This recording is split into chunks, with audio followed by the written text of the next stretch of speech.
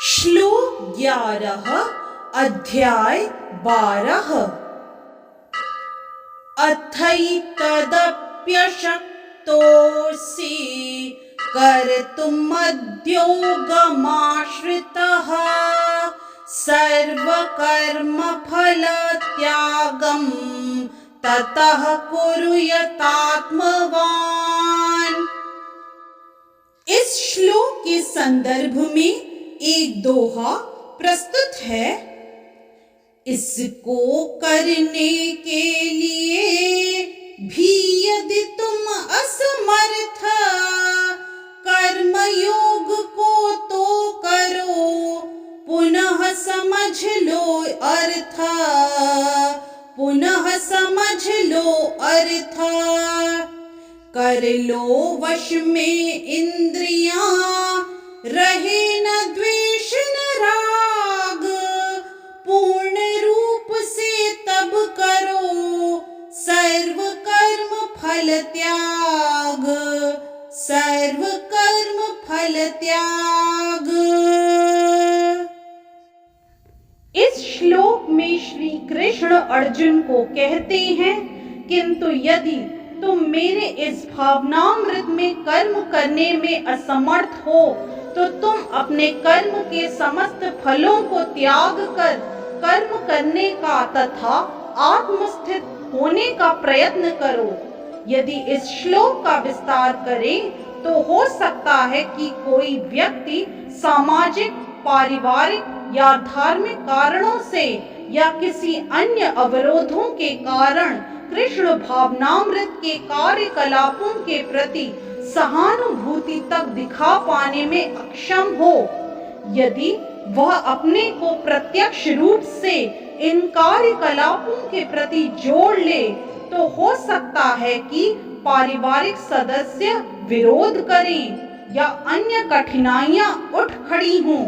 जिस व्यक्ति के साथ ऐसी समस्याएं लगी हों उसे यह सलाह दी जाती है कि वह अपने कार्यकलापों के संचित फल को किसी शुभ कार्य में लगा दें। ऐसी विधियां वैदिक नियमों में वर्णित है। ऐसे अनेक यज्ञों तथा पुण्य कार्यों अथवा विशेष कार्यों के वर्णन हुए हैं जिनमें अपने पिछले कार्यों के फलों को प्रयुक्त किया जा सकता है। इससे मनुष्य धीरे धीरे ज्ञान के स्तर तक उठता है। ऐसा भी पाया गया है कि कृष्ण भावनामृत के कार्यकलापों में रुचि न रहने पर भी जब मनुष्य किसी अस्पताल या किसी सामाजिक संस्था को दान देता है तो वह अपने कार्यकलापों की गाढ़ी कमाई का परित्याग करता है।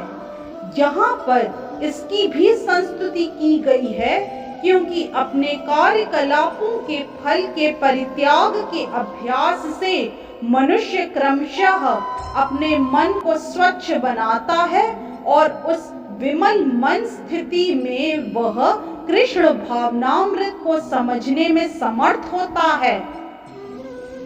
कृष्ण भावनामृत किसी अन्य अनुभव पर आश्रित नहीं होता, क्योंकि कृष्ण भावनामृत स्वयं मन को विमल बनाने वाला है।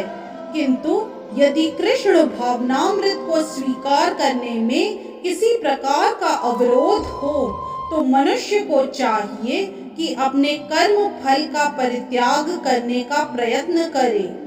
ऐसी दशा में समाज सेवा, समुदाय सेवा, राष्ट्रीय सेवा, देश के लिए उत्सर्ग आदि कार्य स्वीकार किए जा सकते हैं, जिससे एक दिन मनुष्य भगवान की शुद्ध भक्ति को प्राप्त हो सके।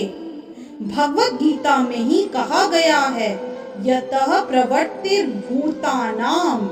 यदि कोई परम कारण के लिए उत्सर्ग करना चाहे तो भले ही वह यह न जाने कि परम कारण कृष्ण है, फिर भी वह क्रमशः यज्ञ विधि से समझ जाएगा कि परम कारण कृष्ण ही है।